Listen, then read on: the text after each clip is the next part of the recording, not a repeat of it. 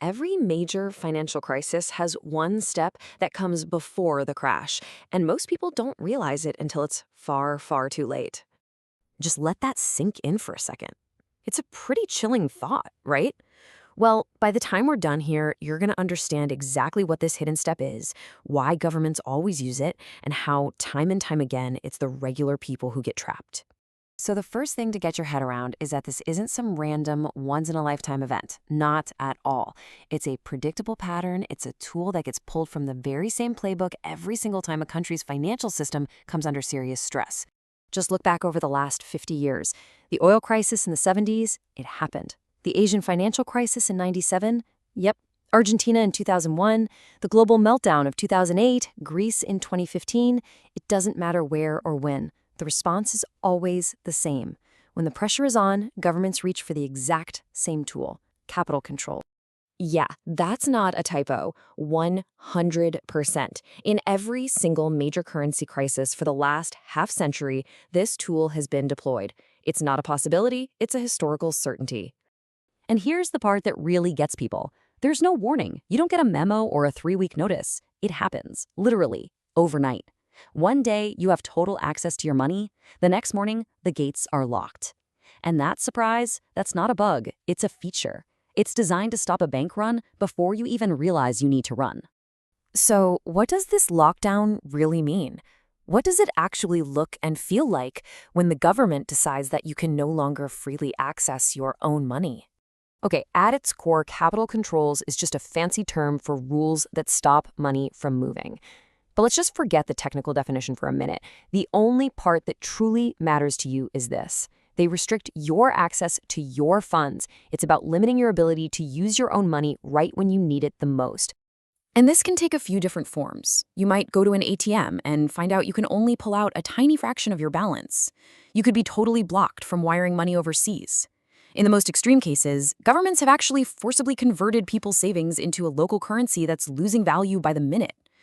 It's really a whole toolkit designed to trap money inside a failing system. All right, let's make this really concrete. Forget all the percentages and abstract terms for a second. When these limits are in place, how much actual cash could you get your hands on, to pay for groceries or gas or rent? $200 per week. I'm not making that up. During Argentina's famous Corralito, people were limited to about 250 pesos a week, which was roughly $200 at the time. Now just imagine trying to run your household or maybe a small business on that. That is the reality of these controls. And now we get to the most deceptive part of this whole mechanism. This is how the trap is actually sprung, and it's all based on one simple, very reassuring word. This right here is the key to the whole trap. Officials will always get on TV and say these are just emergency measures. They'll call it a temporary bridge to get through the crisis. They'll promise the public it's just for a few weeks, just to restore a little stability. But the promise rarely, if ever, matches the reality. What's sold to you as a short-term fix ends up becoming a long-term cage. History shows us that these so-called temporary controls can stay in place for years, long after the crisis has faded from the headlines, keeping people's money locked up, sometimes indefinitely.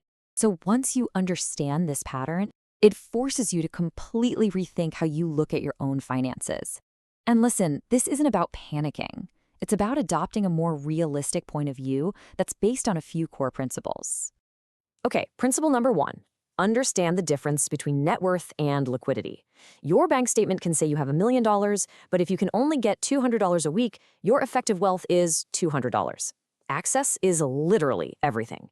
Second, diversification has to be about more than just owning different stocks. It means diversifying your access, where your money is, and how many ways you can actually get to it. And finally, the most important mindset shift of all. When the system is under extreme stress, you simply cannot assume your money is yours to command. So when you put all of this together, from the historical pattern to the mechanics of the temporary trap, it all points to one very stark conclusion about who really pays the price when a financial system breaks. The market crashes. They make the headlines. The falling stock tickers, that's what you see on the news every night. But it's the quiet, boring administrative measure of capital controls that ultimately decides who gets trapped, who loses access, and who ends up bearing the true grinding cost of a systemic failure.